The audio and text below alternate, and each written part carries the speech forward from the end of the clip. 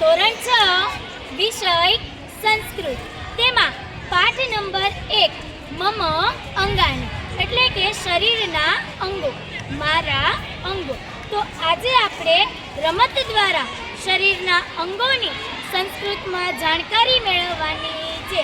તો વિદ્યાર્થી મિત્રો તમે બધા તૈયાર છો? ચલો શરૂ કરીએ।